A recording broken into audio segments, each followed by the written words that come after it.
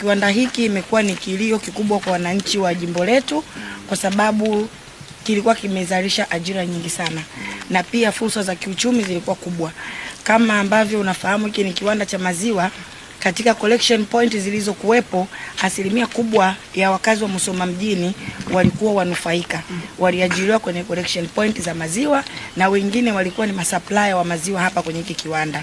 Lakini takriban miaka 15 sasa kiwanda kimekuwa kifanyi kazi, changamoto ya ajira inazidi kuwa kubwa, na kama mnavyoona ile eneo ni very potential.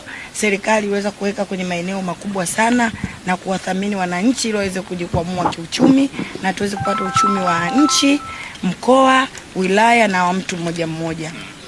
Niendelee kukuomba na kukusihi kwa dhamira njema ya Mheshimiwa Rais Daktari Samia Suluhu Hassan na dhamira njema ya wizara yako, kama mtendaji utusaidie kiwanda hiki kiweze kurudi kufanya kazi na wananchi wa Musoma mjini waweze kunufaika direct ama indirect, kwa sababu kiwanda hiki kitakapofanya kazi ajira zitakuwa nyingi sana na mzunguko wa pesa utaongezeka katika manispaa yetu. Tunaendelea kuwa na imani kubwa na serikali yetu. Changamoto ya ajira kwa vijana imekuwa ni global, lakini sisi kama Watanzania, kama viongozi, tutakapoleta fursa katika hizi sekta binafsi, ajira zitapatikana, vijana wetu watajiajiri wenyewe, sio tu kwa ajili ya kuja hapa kiwandani peke yake. Wataweza kusupply maziwa, wanaweza wakaja wakarangua maziwa ambayo tayari yameshakuwa processed na wakaenda kuyasupply katika wilaya nyingine au mikoa mingine, kwa sababu maziwa ya mkoa wa Mara ni the best. Na hapo nyuma tuliona Dr. Mazara alipokuwa akitengeneza maziwa hapa, hadi jibini pia zilikuwa zikitoka hapa na watu walikuwa wanakuja kutoka sehemu mbalimbali kwa ajili ya kuja kuzichukua.